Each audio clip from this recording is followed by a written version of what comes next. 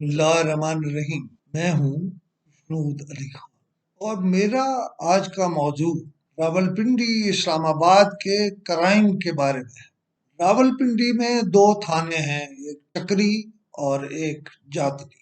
मैं गुज़िश्ता 2 दिनों से इन थानों में कत्ल के वाक़यात पे लिख रहा हूँ। आपको बताऊं कि लिख क्यों रहा हूँ।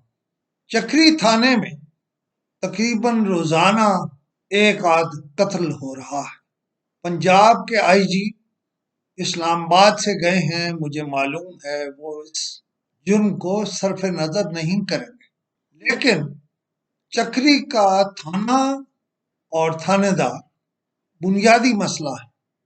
यहाँ पर 3-4 लैंड माफिया सोसाइटीज करोड़ों अरबों और खरबों का खेल। थानेदार से कोई पूछने वाला नहीं है। यूं लगता है थानेदार ही सबसे बड़ा अफसर है। वो अपनी ऑफ द रिकॉर्ड मीटिंगों में कहता है कि मुझे कोई नहीं हिला सकता, मुझे सीसीपीओ, कोई एसपी, कोई डीएसपी पूछ तक नहीं सकता। मैं नहीं कहता कि उसकी सरपरस्ती कौन कर रहा, लेकिन उसकी सरपरस्ती वहां से हो रही है कि वो जुबान से नहीं पेट से बोलता है। उसका पेट पैसा है। मैंने आपको बताया था कि मैं आखिर क्यों बोल रहा हूं। मेरा मौजू तो सियासत और हुकूमत होनी चाहिए, अपोजिशन होनी चाहिए।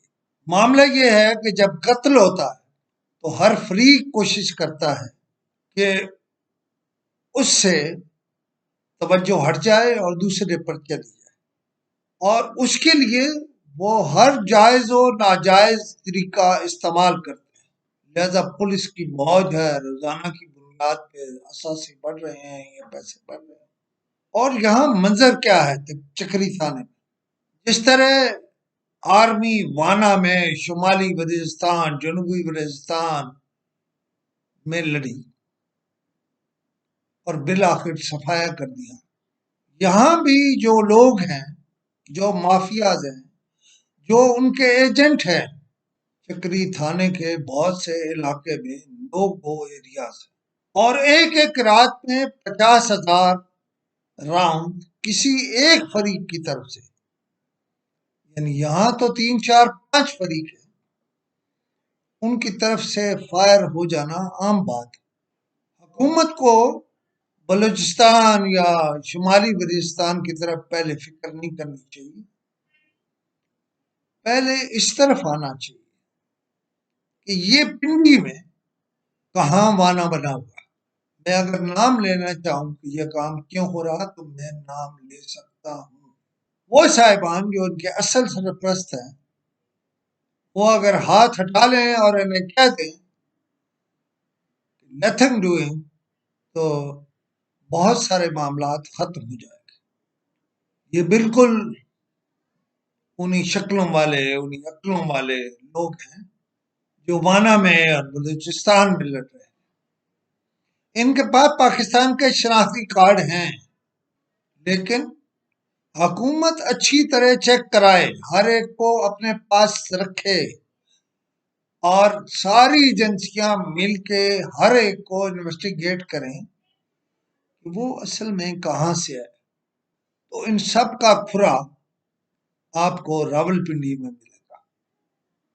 रावलपिंडी अफवाज पाकिस्तान का GHQ है। यहाँ ऐसी कोई इजाजत नहीं दी जा सकती, लेकिन चक्री का थानेदार फैसला कर रहा है। मुल्क का प्राइम मिनिस्टर, मुल्क में अमन अमान रखने वाले इदारे इसका फैसला नहीं कर रहे। यहाँ पैसे की लड़ाई है, पैसे की जंग है, पैसे का जोर है। मैंने सुना है कि आज जुमेरात को या पिछली रात चक्री थाने ने एक फरीक के 70 लोग उठाए। अच्छा, ये जो एक फरीक है, मैंने क्यों कहा, मुझे मालूम है कि पुलिस को असल सूरत हाल पता है कि फरीक एक नहीं 5 है। अगर दूसरे फरीक से पैसा मिल गया तो इस फरीक के या उस फरीक के लोग उठाए जाए। जब तक इस थाने का थानेदार और अमला तब्दील नहीं होगा, जब तक सरपरस्ती खत्म नहीं होगी, ये होता रहे। मैंने बहुत थोड़ी थोड़ी बातें की हैं। इंतजार करूंगा इदारे कब हरकत में आते हैं। यहां किसी एक दिन के ऑपरेशन से कुछ नहीं होने वाला। ये जत्थे हैं, माफियाज हैं। मैंने कहा कि ये बिल्कुल उन्हीं शक्लों वक्लों वाले लोग हैं जो वाना और बलूचिस्तान में लड़ रहे। मैंने इशारे दे दिए और इंतजार कर रहा हूं कब यहाँ ऑपरेशन होगा, कब यहाँ रेंजर्स और फौज लगेगी और कब इसका नतीजा निकलेगा। ये आज पहली किस्त थी, कल इंशाल्लाह दूसरी किस्त दूंगा और आपको और बहुत कुछ बताने की कोशिश करूंगा। Thank you.